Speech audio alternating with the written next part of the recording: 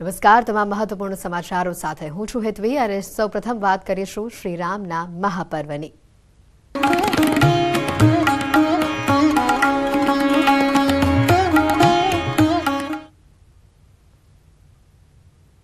શ્રીરામને દ્વાર પીએમ પ્રધાનમંત્રી મોદી આજે અયોધ્યા પ્રવાસ પર છે। વૈદિક વિદ્યાર્થીઓ મંત્રો સાથે આજે પીએમનું સ્વાગત કરવામાં આવશે। સવારે 11 વાગે પીએમ અયોધ્યામાં રોડ શો કરશે।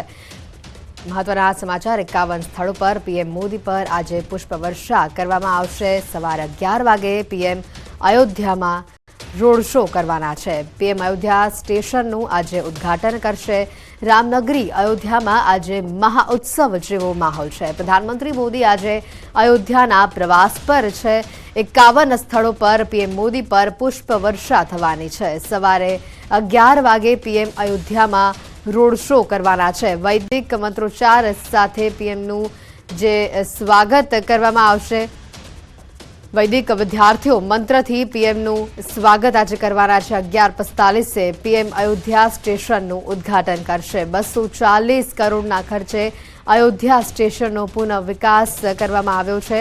12:35 અયોધ્યા એરપોર્ટનું ઉદ્ઘાટન કરવામાં આવશે। તો બપોરે 2 વાગે વિવિધ વિકાસ કાર્યોનું લોકાર્પણ પણ કરવામાં આવશે। 11,000 કરોડના કાર્યોનું લોકાર્પણ અને ખાતમુહૂર્ત આજે કરવામાં આવશે। જાહેર સભાને પણ પીએમ મોદી આજે સંબોધવાના છે।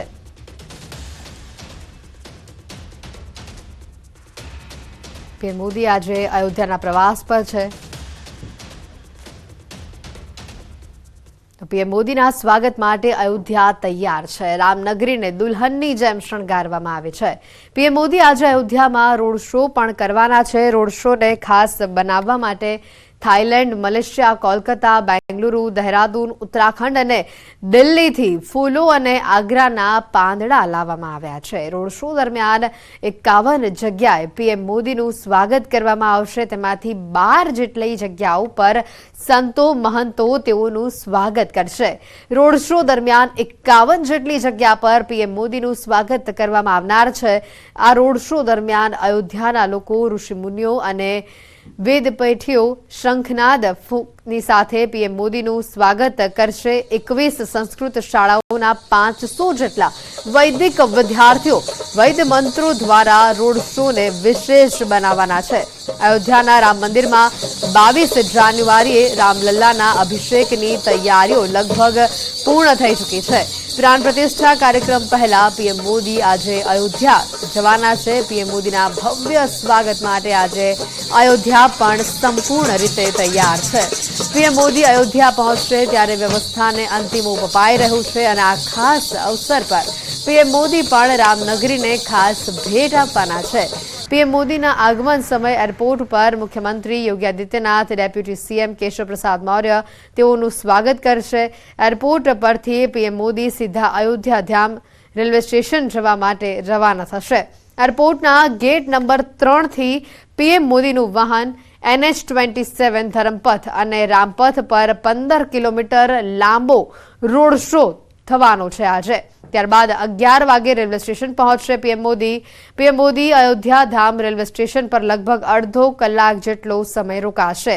રેલવે સ્ટેશન પર ભેટ આપ્યા બાદ વડાપ્રધાન નરેન્દ્ર મોદી 12:30 એરપોર્ટ પરત ફરશે। જ્યાં એરપોર્ટનું નિરીક્ષણ કર્યા બાદ તેઓ નજીકના મેદાનમાં જંગી જનસભાને સંબોધવાના છે। આ દરમિયાન પ્રધાનમંત્રી મોદી કરોડો રૂપિયાના પ્રોજેક્ટનું ઉદ્ઘાટન અને શિલાન્યાસ કરશે। પીએમ મોદી જે યોજનાઓનું ઉદ્ઘાટન કરશે તેમાં રામપથ, ધરમપથ, ભક્તિપથ અને નેશનલ હાઈવે 27 બાયપાસથી રામ જન્મભૂમિ હાઈવે અને બડીબુઆ રેલવે ઓવરબ્રિજનો સમાવેશ થાય છે।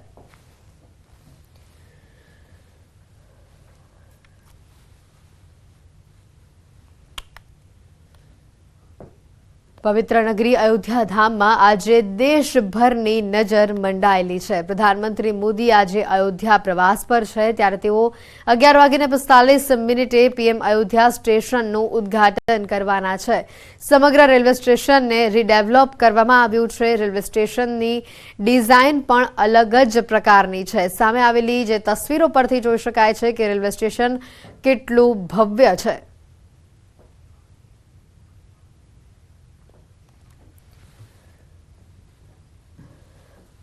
सबसे पहले तो जैसे ही आप स्टेशन में आएंगे तो इस तरीके के जो कटआउट्स लगे हैं इनसे आपको खुद ही आभास हो जाएगा कि आप राम जन्मभूमि में आए हुए हैं। और इसके साथ ही अगर हम डिजाइन की बात करें तो आप देखें कि पूरे इस रेलवे स्टेशन को रीडेवलप किया गया है।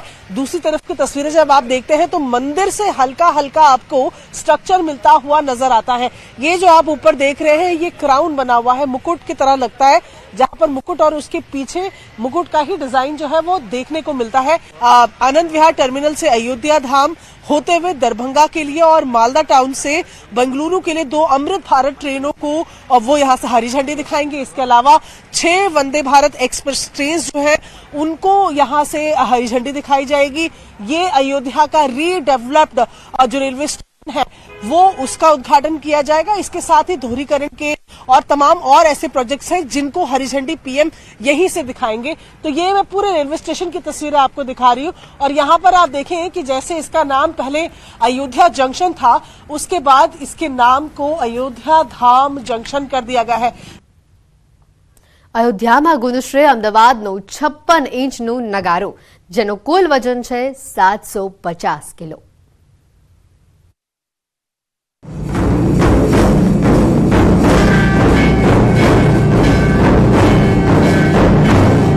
અયોધ્યાના રામ મંદિરમાં અમદાવાદના નગારાનો નાદ સંભળાશે।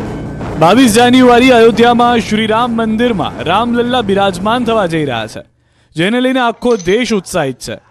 દરેક વ્યક્તિ પોતાની રીતે ભગવાન રામના મંદિર માટે ફાળો આપવા માટે ઉત્સુક છે। આ પ્રયાસને આગળ ધપાવતા અખિલ ભારતીય ડબગર સમાજ દ્વારા મુખ્ય મંદિર માટે પાવર સ્ટીયરિંગ રથ સાથે ખાસ 750 કિલોનું નગારું બનાવાયું, જેને રામલલ્લા પ્રાણ પ્રતિષ્ઠા મહોત્સવ પહેલા અયોધ્યામાં રામ મંદિરમાં પહોંચાડવામાં આવશે। અમદાવાદના દરિયાપુરમાં 750 કિલોના ખાસ નગારા બનાવાઈ રહ્યા છે। સમાજના દીપક ડબગરે કહ્યું કે અમે શ્રી રામ જન્મભૂમિ તીર્થક્ષેત્ર ટ્રસ્ટના જનરલ સેક્રેટરી ચંપતરાય સમક્ષ રામ મંદિર માટે 4 નગારા બનાવવાનો વિચાર રજૂ કર્યો। તેમણે અમને કહ્યું કે અમને લાઇટથી ચાલતા નગારા નથી જોઈતા, પછી અમે લાઇટ વગરના નગારા બનાવવાનું શરૂ કર્યું। આ નગારા અંગે ડબગર સમાજના અગ્રણીએ જણાવ્યું કે અયોધ્યા મંદિરમાં પ્રવેશ કરતાની સાથે સિંહ દ્વાર પર આ નગારું મૂકવામાં આવશે।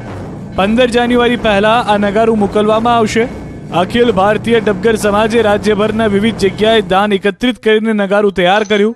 આ નગારાની વિશેષતાની વાત કરીએ તો 750 કિલો વજનનું નગારું સોના ચાંદીના વરખથી તૈયાર કરવામાં આવ્યું છે।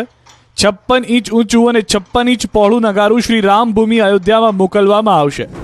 અખિલ ભારતીય ડબગર સમાજે પાવર સ્ટીયરિંગ રથ સાથેનું વિશેષ નગારું બનાવવામાં આવ્યું છે તેવું જણાવ્યું।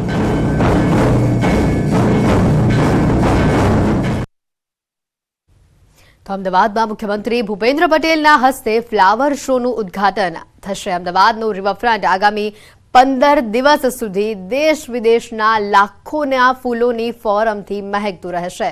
અમદાવાદના રિવરફ્રન્ટ પર આજથી ફ્લાવર શોનો પ્રારંભ થઈ રહ્યો છે। આ શો 15 જાન્યુઆરી સુધી ચાલવાનો છે। સવારે 9 વાગ્યાથી રાતના 10 વાગ્યા સુધી પ્રવેશ આપવામાં આવશે। આ ફ્લાવર શોમાં પ્રથમ વખત 15 લાખથી વધારે ફૂલછોડના રોપા જોવા મળશે। 7 લાખ કરતા વધુ રોપાથી 400 મીટર લાંબુ ફ્લાવર સ્ટ્રક્ચર બનાવવામાં આવ્યું છે। ફ્લાવર શોમાં આવતા લોકો માટે સામાન્ય દિવસોમાં સોમવારથી શુક્રવાર દરમિયાન ₹50 પ્રવેશ ફી વસૂલવામાં આવશે, જ્યારે શનિવાર અને રવિવારના દિવસે ફ્લાવર શોમાં ₹75 ફી પેટે વસૂલવામાં આવશે। બાળકોને મફતમાં પ્રવેશ આપવામાં આવશે। તો સીએમના હસ્તે આજે આ ફ્લાવર શોનું ઉદ્ઘાટન થવા જઈ રહ્યું છે। આજથી ફ્લાવર શોની મજા લોકો માણી શકશે।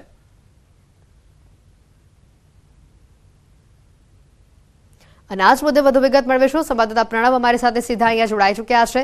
પ્રણવ, આજથી ફ્લાવર શોનું ઉદ્ઘાટન થવા જઈ રહ્યું છે। અમદાવાદ સહિત આસપાસના જિલ્લાઓના લોકોમાં પણ એટલો જ ઉત્સાહ છે, કારણ કે આ વખતના ફ્લાવર શોમાં ઘણું બધું નવું જોવા મળવાનું છે।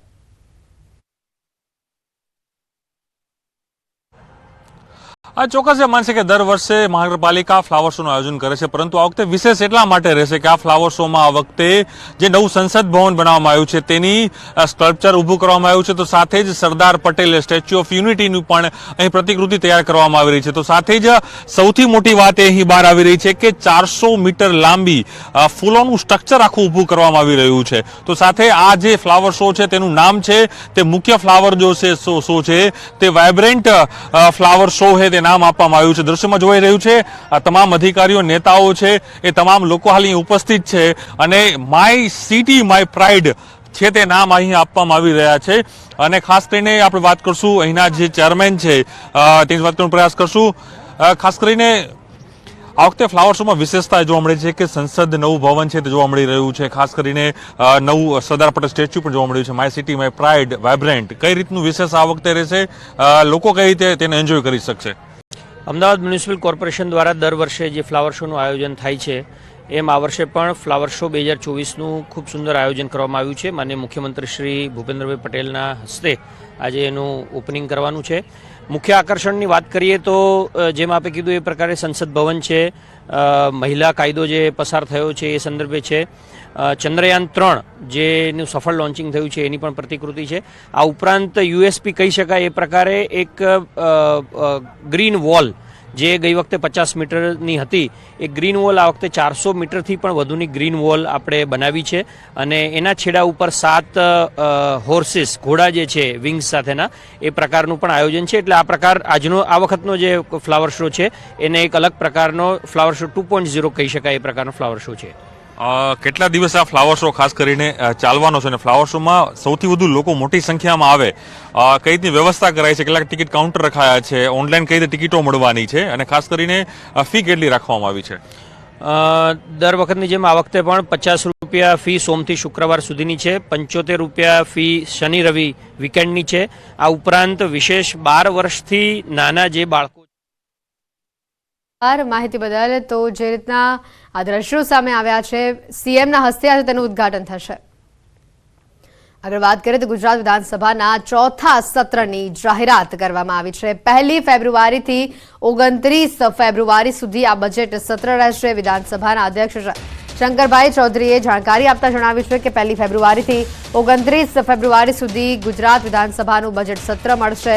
ડિજિટલ વિધાનસભામાં તારાંકિત પ્રશ્નો ધારાસભ્યો ઓનલાઈન પૂછશે. 2 ફેબ્રુઆરીના રોજ વિધાનસભાનું ગુજરાતનું બજેટ રજૂ થશે. વિધાનસભા અધ્યક્ષ શંકર ચૌધરીએ જણાવ્યું હતું કે આગામી 1 ફેબ્રુઆરીથી ગુજરાત રાજ્ય વિધાનસભાનું બજેટ સત્ર મળવા જઈ રહ્યું છે, જેથી વિધાનસભા બજેટ સત્રને લઈને તૈયારીઓ પણ શરૂ કરી દેવામાં આવી છે.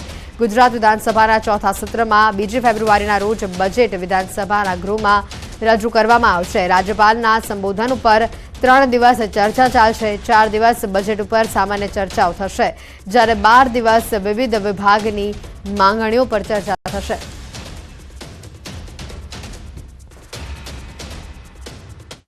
પહેલી ફેબ્રુઆરીથી 29મી ફેબ્રુઆરી દરમિયાન ગુજરાત વિધાનસભા ચાલશે. ખાસ કરીને કામકાજ માટેના જે દિવસો નક્કી કર્યા છે રજાના દિવસો સિવાય તે બધા દિવસોની અંદર કામકાજ અહીંયા ચાલશે. 2 દિવસ દરમિયાન 2 સત્ર, બાકી બધામાં 1 સત્ર માટેનું અત્યારે હાલ આયોજન કરવામાં આવ્યું છે. અને હવે વાત કોરોનાએ ચિંતા વધારી તેની.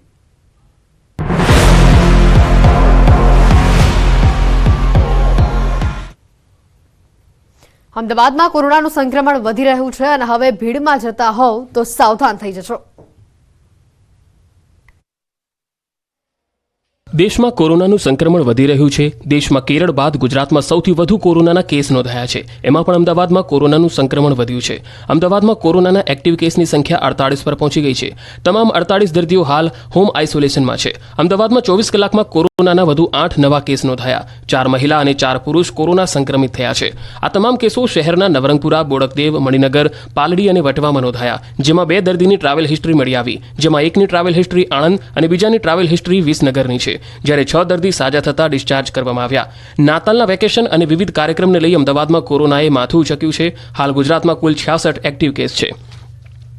બીજી તરફ કેસ વધતા સુરત મનપા એક્શનમાં આવી ગઈ. મનપાના પદાધિકારીઓની મહત્વની બેઠક મળી. બેઠકમાં કોરોના સામે તૈયારીઓને લઈને ચર્ચા કરવામાં આવી. નવા વેરિયન્ટ JN.1 મુદ્દે સમીક્ષા કરવામાં આવી.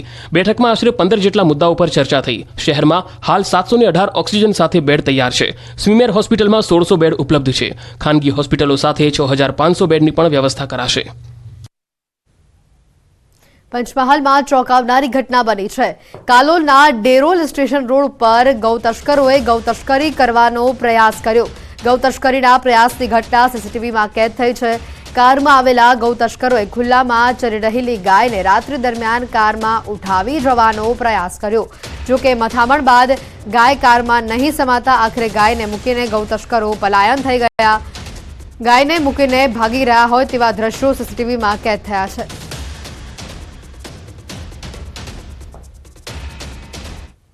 અમદાવાદમાં ગૌમાતાને રાષ્ટ્રમાતા જાહેર કરવામાં આવે તેવી માંગ ઉઠી છે અને આ માંગ ગૌમાતા રાષ્ટ્રમાતા પ્રતિષ્ઠા આંદોલન સમિતિએ કરી છે, જેને લઈને સમગ્ર દેશમાં મુહિમ પણ શરૂ કરવામાં આવી છે.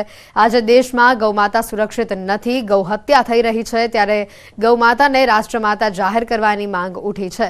જગતગુરુ શંકરાચાર્યના નેતૃત્વમાં તમામ રાજ્યોમાં કમિટીની રચના કરવામાં આવી રહી છે. ગુજરાતમાં પણ કમિટીની રચના કરવામાં આવી છે, જેમાં અધ્યક્ષ તરીકે દેકાવાડાના ગૌભક્ત કાલિદાસજી મહારાજની નિયુક્તિ કરવામાં આવે છે. સાથે જ રાજ્યના 33 જિલ્લામાંથી 33 સંતોની સમિતિ પણ આજથી અસ્તિત્વમાં આવી છે. ગૌમાતાને બચાવવા માટે, રાષ્ટ્રમાતા બનાવવા માટે રાજ્યના ગામોમાં ગૌ ગોષ્ઠીનું આયોજન કરવામાં આવશે. સાથે આગામી 4 જાન્યુઆરીએ ગૌ સેવા સહિત 11 વિષયો પર વૃંદાવનમાં સંતો ચર્ચા કરશે અને તેનો પ્રસ્તાવ પારિત થશે અને પીએમ નરેન્દ્ર મોદી સમક્ષ તેને રજૂ કરવામાં આવશે.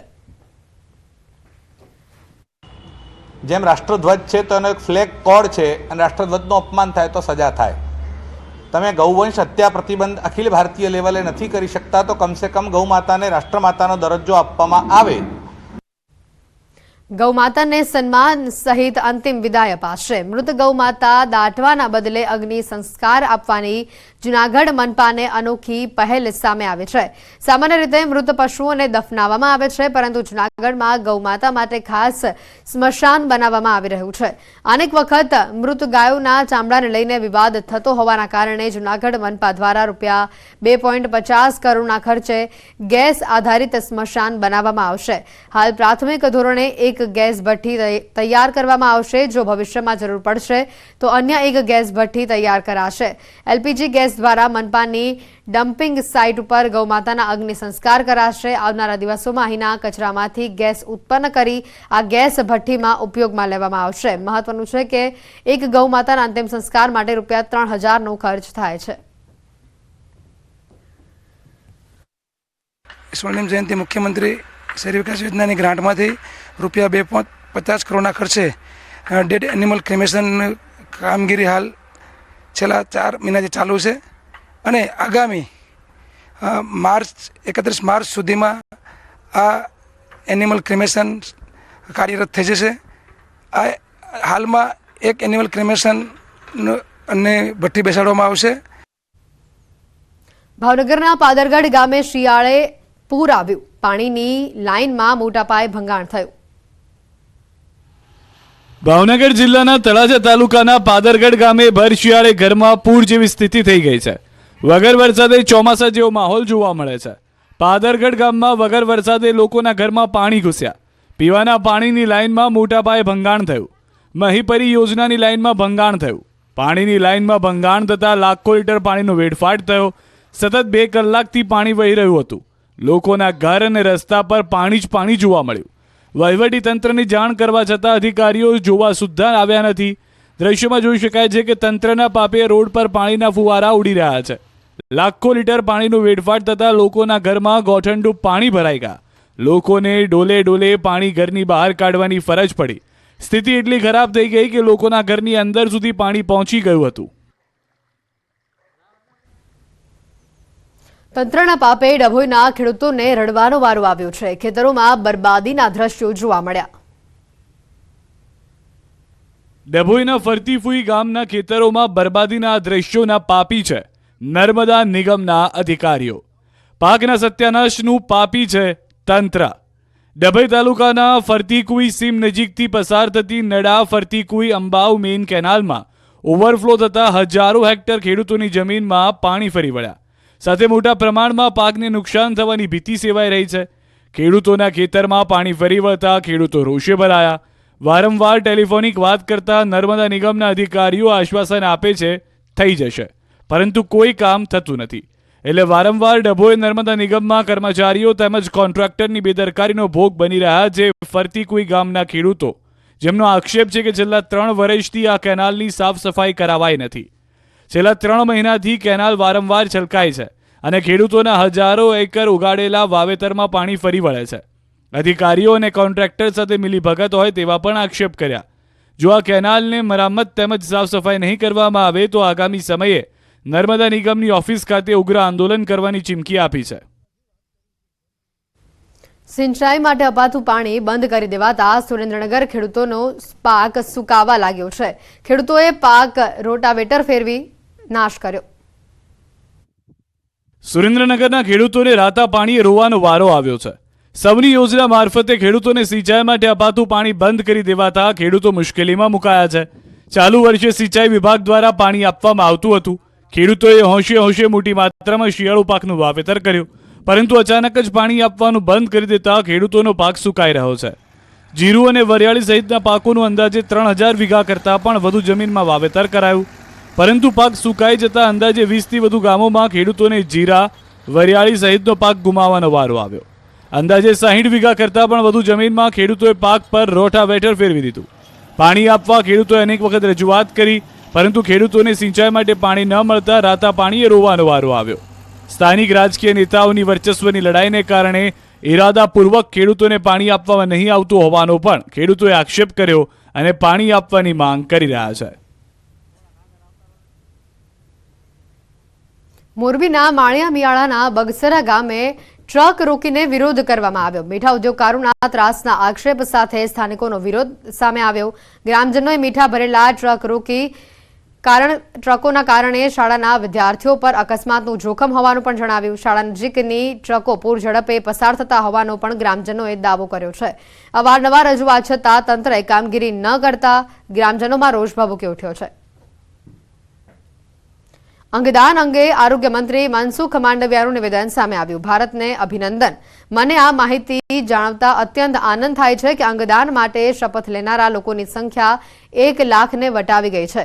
જો તમારે મૃત્યુ પછી પણ જીવન જીવવું હોય તો અવશ્ય અંગદાન માટે શપથ લેજો અને સેવાના આ કાર્યમાં ચોક્કસ ભાગ લેજો. સુરતના માંગરોળમાં શ્વાનના ટોળાએ દીપડાને હંફાવ્યો અને જોરદાર લડાઈ થઈ.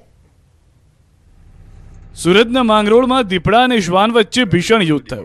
માંગરોળના વેરાકુઈ ગામે લોકોનો શિકાર કરતો દીપડો જ શ્વાનનો શિકાર બની ગયો. વેરાકુઈ ગામે મંદિર નજીક શ્વાનના ટોળાએ દીપડા સાથે બાદ ભીડી દીપડાને હંફાવ્યો. મંદિર નજીક એક દીપડો બેઠો હતો. દીપડો શ્વાનનો શિકાર કરવા આવ્યો ત્યારે કેટલાક કૂતરાઓએ દીપડાને એવો સબક શીખડાવ્યો કે દીપડાને ઊભી પૂંછડીએ ભાગવાની ફરજ પડી.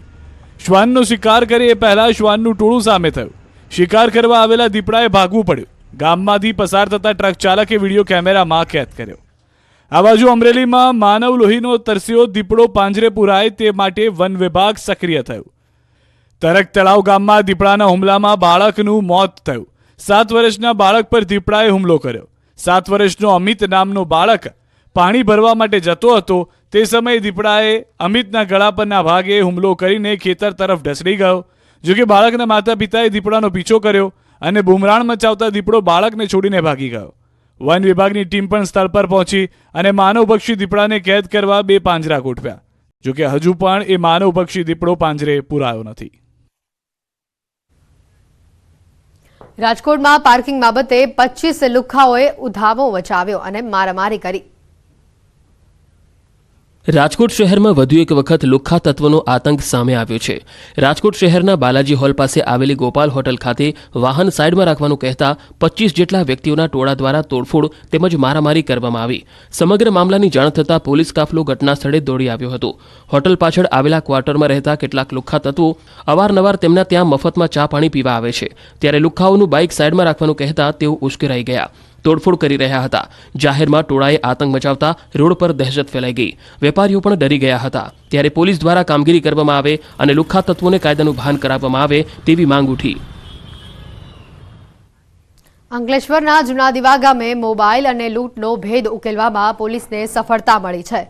પોલીસે બાતમીના આધારે લૂંટના 3 આરોપીઓને દબોચી લીધા. 27 ડિસેમ્બરના રોજ આરોપીઓએ ભોગ બનનારનો રસ્તો પૂછવાના બહાને અપહરણ કર્યું અને બાદમાં મોબાઈલ અને રોકડ લઈ ફરાર થઈ ગયા. પોલીસે સીસીટીવી ફૂટેજ અને હ્યુમન ઇન્ટેલિજન્સની મદદથી ગુનાનો ભેદ ઉકેલ્યો છે. એવી સ્પષ્ટ બાતમી હકીકત મળતા તાત્કાલિક ટીમ રવાના કરવામાં આવેલ અને એમની પૂછપરછ કરતા અંકલેશ્વર લાવી ભાંગી પડેલ, જેના આધારે આ ત્રણેય આરોપીને હાલમાં અટક કરવામાં આવેલ છે તથા લૂંટમાં ગયેલ મોબાઈલ, 1700 રૂપિયા રોકડા તથા લૂંટમાં વપરાયેલ ચપ્પુ રિકવર કરેલ છે. બુલેટિનમાં અત્યારે ફક્ત આટલું જ. રજા આપશો. નમસ્કાર.